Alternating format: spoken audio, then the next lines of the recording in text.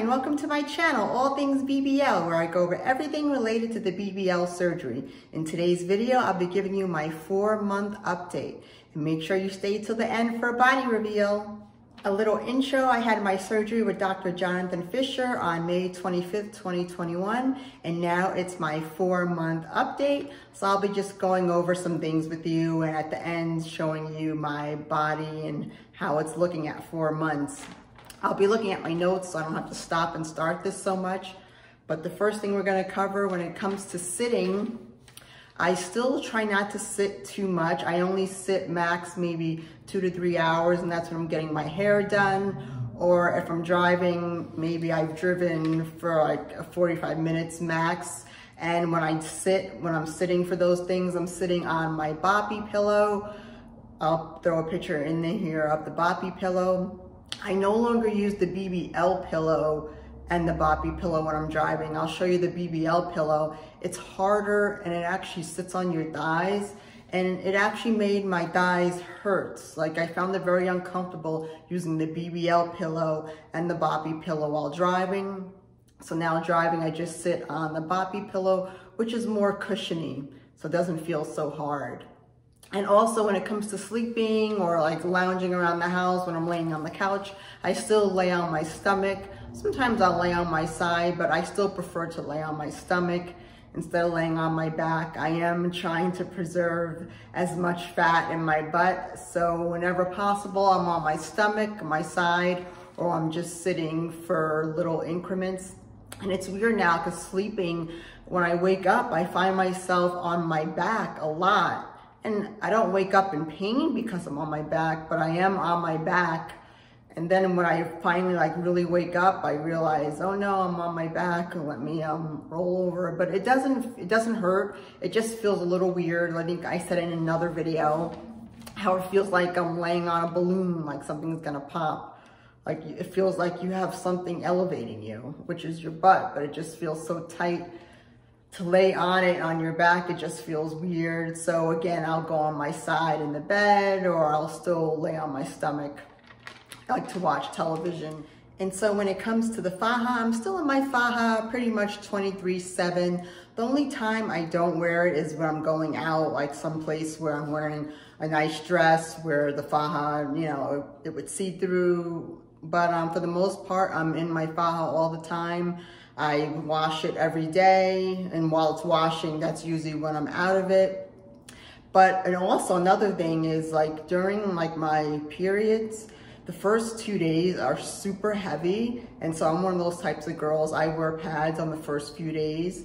So on those first few days, I do not wear my faja, because wearing pads and a faja, it doesn't work. It doesn't provide enough coverage the way the opening of the faja is. It's too big to hold a pad. So for the first 2 days, I'm just faja-less, and I wear this waist cincher band. I'll show it to you. This is a waist cincher band, so I'll wear this underneath like over a tank top. It goes around your waist like Velcro. You know, it goes like Velcro, and then it has these 2 ties here. This looks very messy. And you go like this, and then it cinches you in, and it sort of acts like a faja. It's very tight. And so this allows me, for like those first few days of my period, to not have to worry about, you know, having compression, because it still is giving me compression, as you can see. And so I wear that. And then I'll go back into my faja like when my period lightens up. But I just, you know, after like the first few months, I realized, you know, that time of month when you're cramping, you just don't want to be in a faja and cramping and then going to the bathroom so much, like peeing. I hate peeing so much, and having a tampon in with a heavy day. I know it's TMI, but the first few days, if you're have a heavy period, you're not gonna feel comfortable being in the faja. So I just realized, you know, it's okay to be 2 days without the faja and just put the waist cincher on. And so I got my stage 2 faja when I was about 6 weeks out. I was supposed to get it you're supposed to get it at 4 weeks out, but I took too long ordering it. So I had my stage 2 faja at 6 weeks out, and I've had it since then. It's now 4 months. Since then, I've had it altered twice. And I've taken it to a person who does wedding dresses. So she has, you know, cinched it in very nicely. So it's very tight. And she only charges like $25 each time. So instead of going to the cleaners, you might want to try someone who's like accustomed to doing wedding dress for altering your faja. So I think that's it for the fajas. So when it comes to my body, I do like the flatness of my stomach. That was my main, not my main reason, but I do love how flat my stomach has gotten. I no longer get massages. I stopped those about 3 months.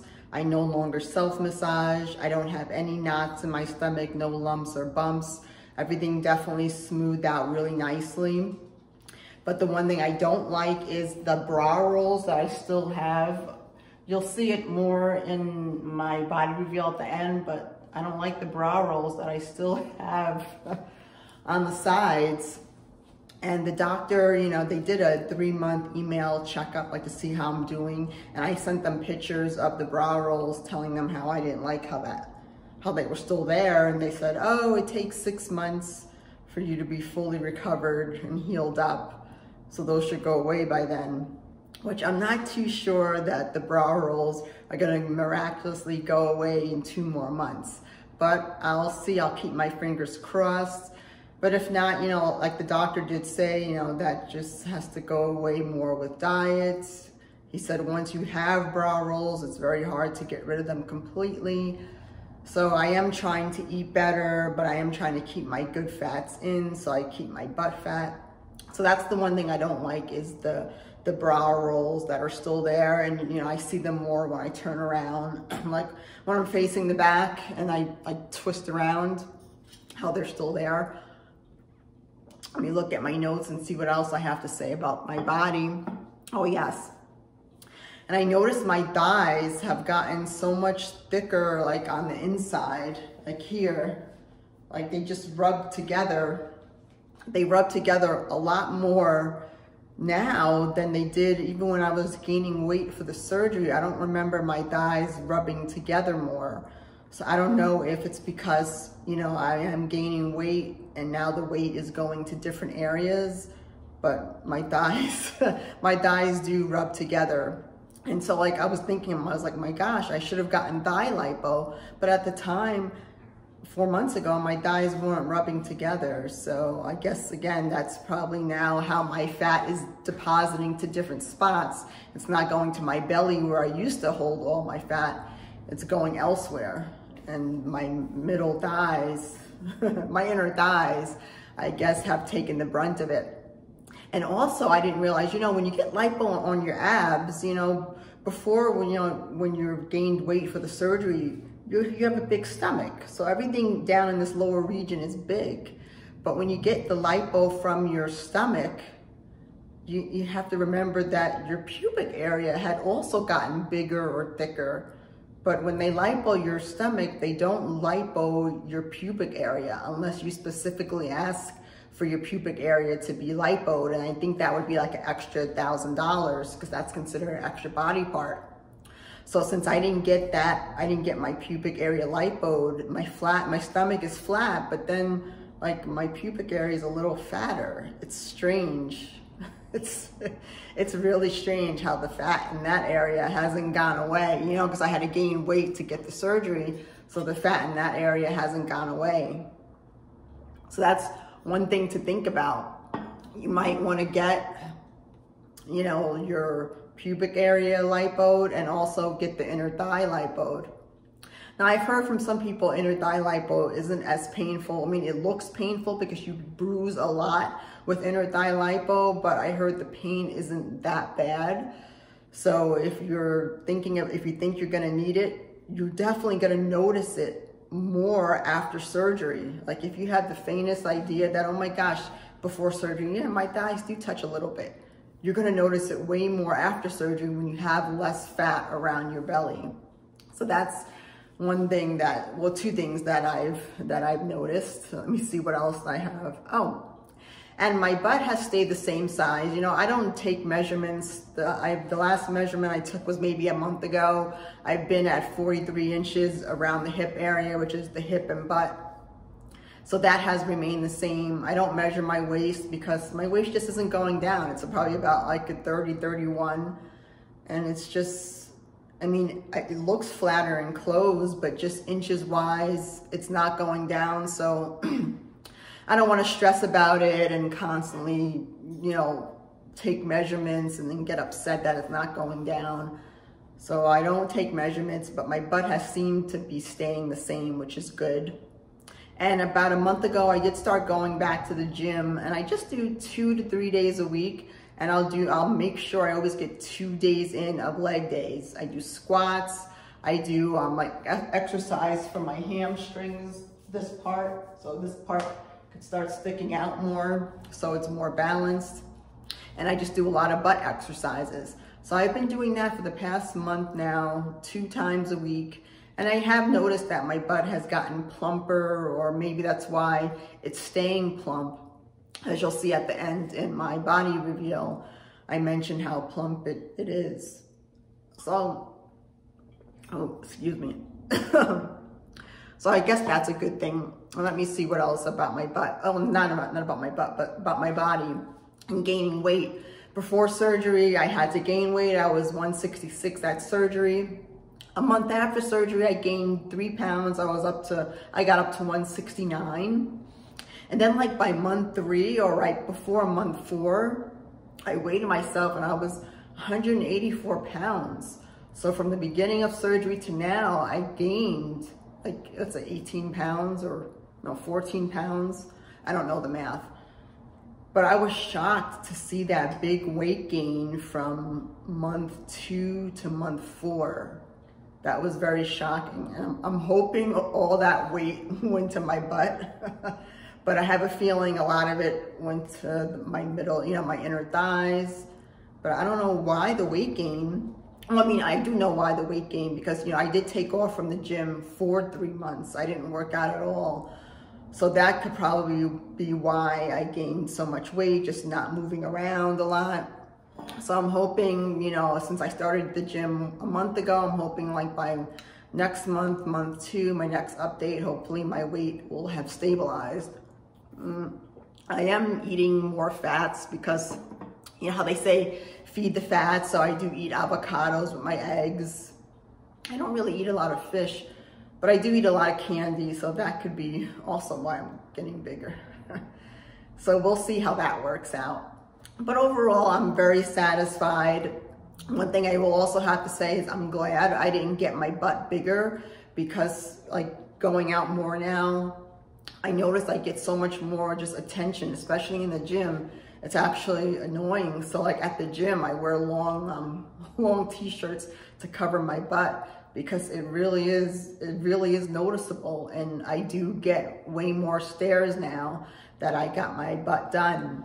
I remember before when I first got it done, I was like, oh, I want to have a big stripper butt. I'm upset my butt isn't so big. But now I'm glad I didn't go overboard.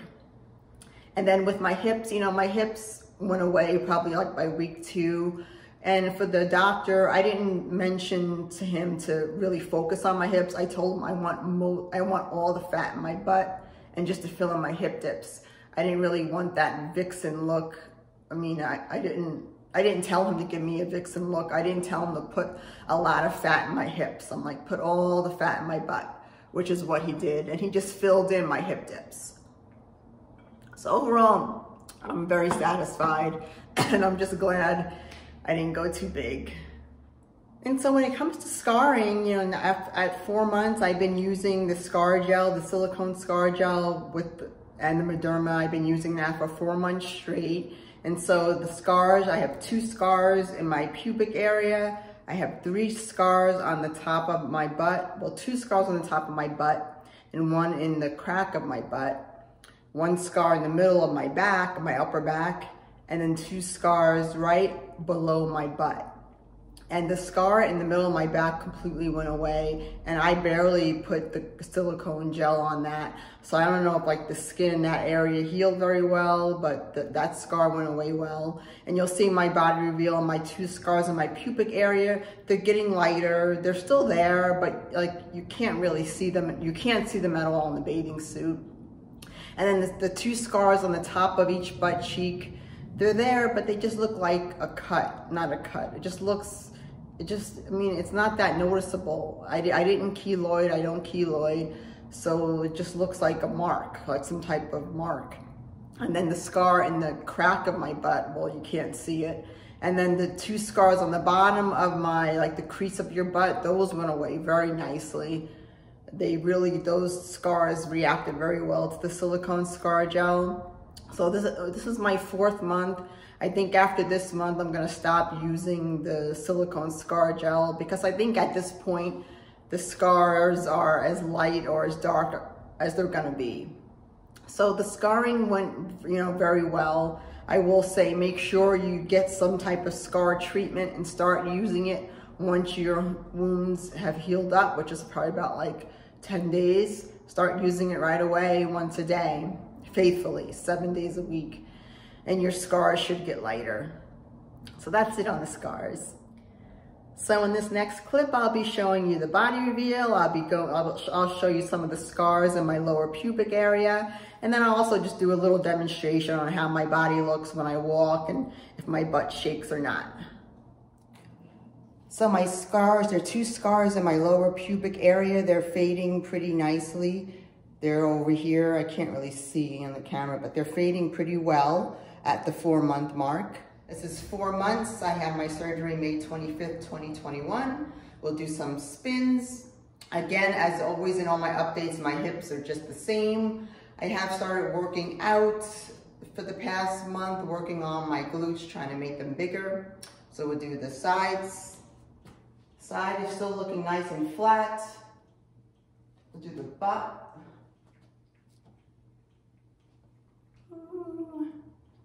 The butt is still not moving. Oh, it's moving a little bit. Woo! The side. I like how flat my stomach still looks. And then back to the front. So overall, I'm very happy. And I don't still like the sides here. Like when I'm in my back position and I turn around, I still don't like this part. But it's 4 months. The doctor told me to wait 6 months and this roll should go away. I'm not sure if that's so, but that's it.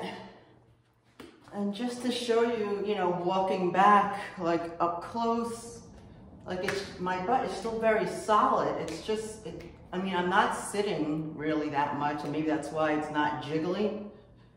But as you can see, like when I walk, it just doesn't move. It's just, I don't know what to say. It just feels very solid. I don't know, like I said, because I'm not sitting. But I am, going to the gym, working out, doing squats and butt movements. So maybe that's why it's just still staying solid. I don't know. Woo. Up close. Well, thank you so much for watching. Make sure you like the video and comment below. Let me know what other topics you'd like me to cover. And make sure you subscribe.